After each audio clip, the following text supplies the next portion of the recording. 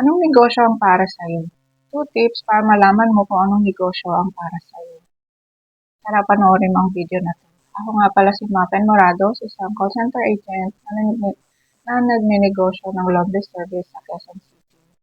So just a short story, 10 years ago, hindi ko alam kung ano yung negosyo para sa'kin. Kaya ang ginawa ko, nag-try ako magnegosyo ng iba-iba.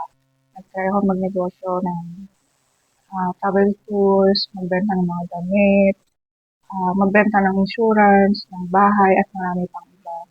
So, after noon, nung nag-stop ako sa traveling tours, 2 years, after 2 years noon, ah, nag-try ako mag-negosyo ng laundry business. So, ito yung dalawang tips para malaman mo kung anong negosyo para sa'yo. Una dyan, yung talent or skills mo.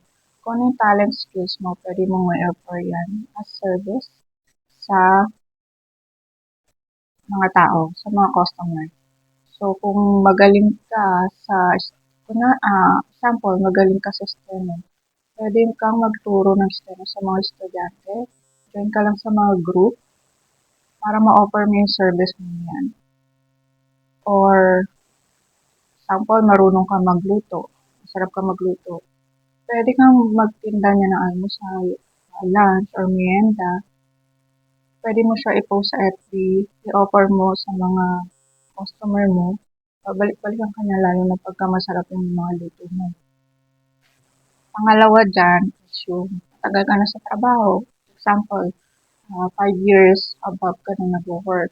So, expert ka na sa position, kung ano mang position meron ka ngayon. Kunwari, sample, ang position mo is nag-handle ka ng mga documents sa office mo. So, pwede kang mag-offer ng service sa customer mo regarding sa documents. Example, may magpapa-assist sa'yo sa BIR. Since expert mo na yan, magaling ka na dyan, dahil yan yung work mo or currently, yan yung trabaho mo ngayon, pwede mo siyang i-offer sa kaibigan mo, relatives na gusto magpatulong na mag-process sa pag-asikaso ng BIR permits.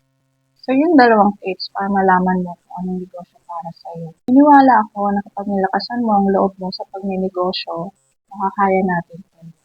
Gustuhan mo ang video na to, please share, like, follow, and comment na din. Hanggang sa susunod. Salamat sa pagtapos ng video na ito. Hanggang sa susunod na video. Bye!